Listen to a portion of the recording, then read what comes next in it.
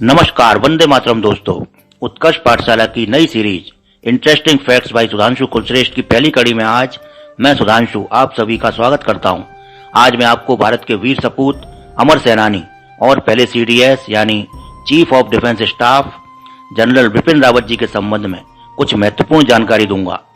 साथ ही इस वीडियो के अंत में उनके द्वारा भारत सरकार को दिए गए सैन्य सुधार संबंधी बेहद खास सुझावों के बारे में भी बताऊंगा और फिर आपसे एक प्रश्न पूछूंगा जिसका जवाब आपको नीचे कमेंट बॉक्स में देना है।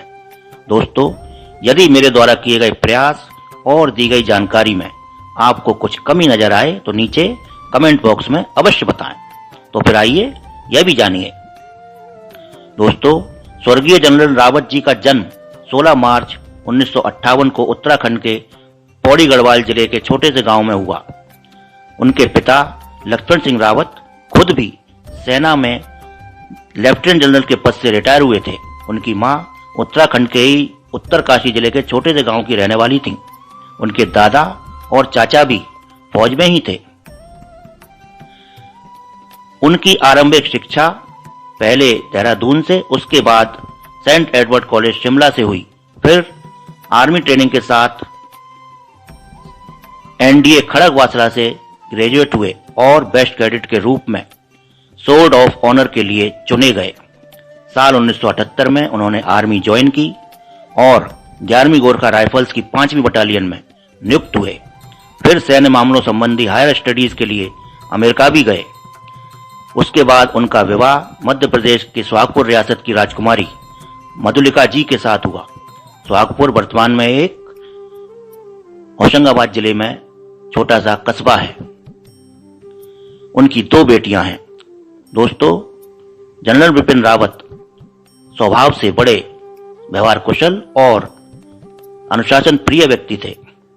एक बार की बात है जब दिल्ली के कैंट एरिया में रात को 11 बजे अपने दोस्त से मिलने पहुंचे तो उस समय वो सिविल ड्रेस में थे और निजी कार में थे।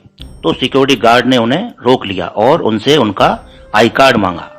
बाद में गलतफहमी दूर होने पर उसने जनरल रावत से माफी मांगी तो रावत जी मुस्कुराए और कार से उतरकर उस गार्ड को शाबाशी दी और पीठ थपथपाकर बोले, शाबाश, ऐसे ही ड्यूटी निभाते रहो।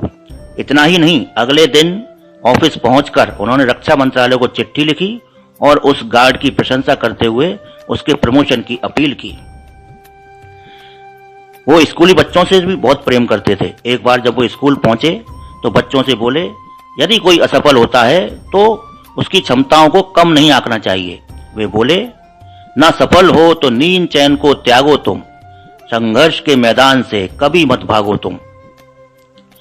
सेना के प्रत्येक जवान के लिए उनका मानना था और कहना था कि जो सैन्य विचारधारा प्रत्येक जवान के मन में डाली जाती है उसको मैं केवल 5 शब्दों में सीमित करके व्यक्त करता हूं।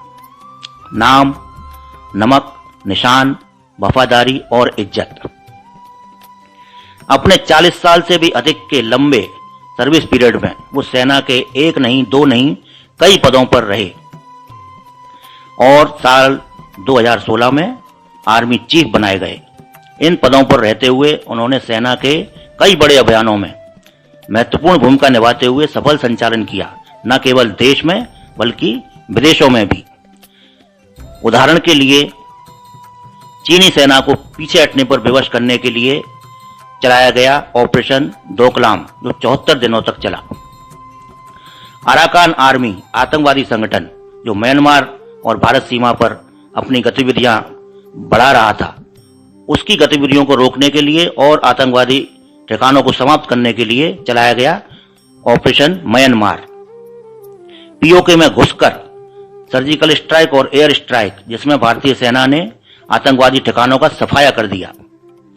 जम्मू कश्मीर राज्य में ऑपरेशन ऑल आउट, जहां हीलिंग टच और हिटिंग प्लान के साथ उन्होंने आतंकवादी गतिविधियों और प्रयोगशाला पर पूरी तरह पाबंदी लगा दी और आतंकवादियों को भारत में घुसने से रोक दिया।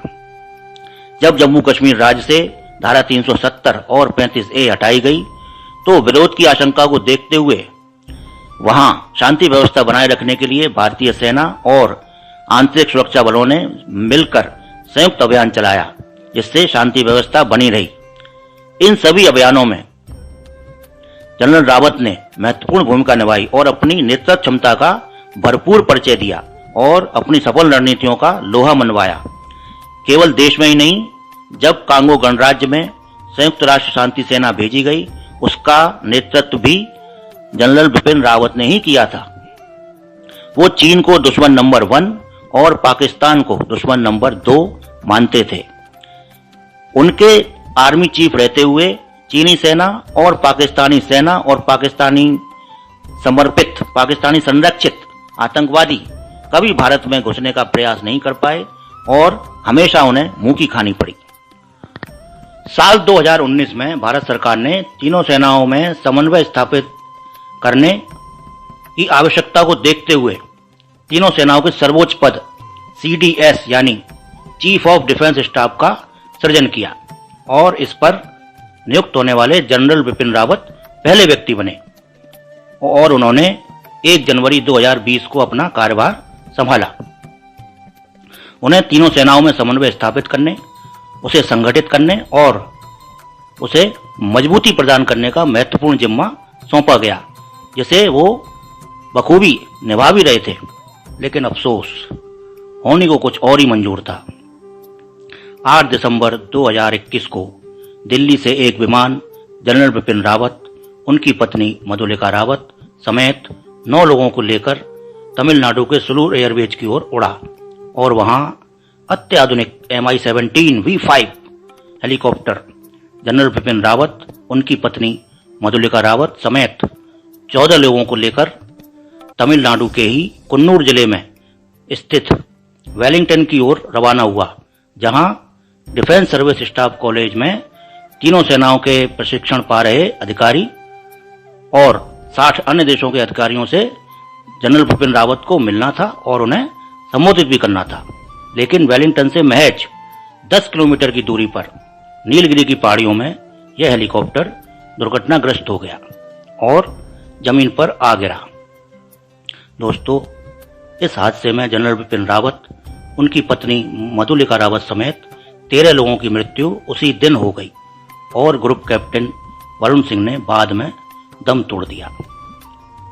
मैं अपनी ओर से और उत्कर्ष पाठशाला चैनल की पूरी टीम की ओर से इस हादसे में मारे गए जनरल बिपिन रावत, उनकी पत्नी मधुलिका रावत समेत 14 लोगों को भावपूर्ण श्रद्धांजलि अर्पित करता हूं और उन्हें शत शत नमन करता हूं।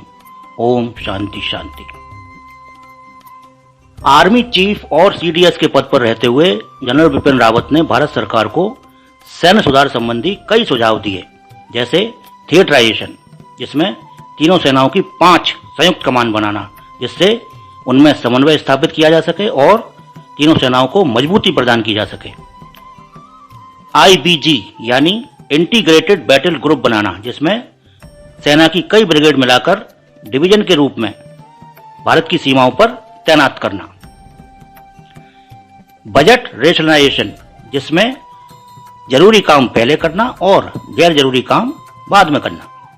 डाउन साइजिंग, जिसमें स्टैंडिंग आर्मी के सैनिकों की संख्या को कम करना। इसके अतिरिक्त हथियार बनाना और नई तकनीकों का इस्तेमाल करने के लिए प्राइवेट कंपनियों को साझेदार बनाना। इन सभी सुझावों के अतिरिक्त जनरल बिपिन रावत ने भारत सरकार को चिट्ठी लिखकर आर्मी में मेजर, कर्नल, ब्रिगेडियर और मेजर जनरल रैंक के अधिकारियों और इनके समकक्ष नेवी और एयरफोर्स के अधिकारियों की अधिकतम आयु में क्रमशः 54 से 57, 56 से 58 और 58 से 59 करने का प्रस्ताव किया, जिसका कारण भी उन्होंने बताया कि इन हाई रैंक की वैकेंसी की कमी को देखते हुए इन पर नियुक्त व्यक्ति मतलब अधिकारी आगे ना बढ़ पाने की आशंका में सेना छोड़कर दूसरे सेक्टरों में चले जाते हैं, जिससे हाई स्किल मैन पावर का नुकसान सेना को उठाना पड़ता है। और दोस्तों, अब बारी है आज के प्रश्न की। आज का प्रश्न है जनरल बिपिन रावत ने CDS यानी चीफ ऑफ डिफेंस स्टाफ के पद पर कार्यभार कब संभाला? दोस्तों, वीडियो पूरा देखने के लिए धन्यवाद। जय हिंद, जय भारत। दोस्तों, अगर आपको हमारी यह वीडियो पसंद आई तो आप इसे लाइक और शेयर करें। यदि आप इस चैनल पर नए हैं तो चैनल को सब्सक्राइब करना ना भूलें और अगर आपका कोई भी सुझाव हो तो हमें कमेंट सेक्शन में ज़रूर बताएं। जय हिंद।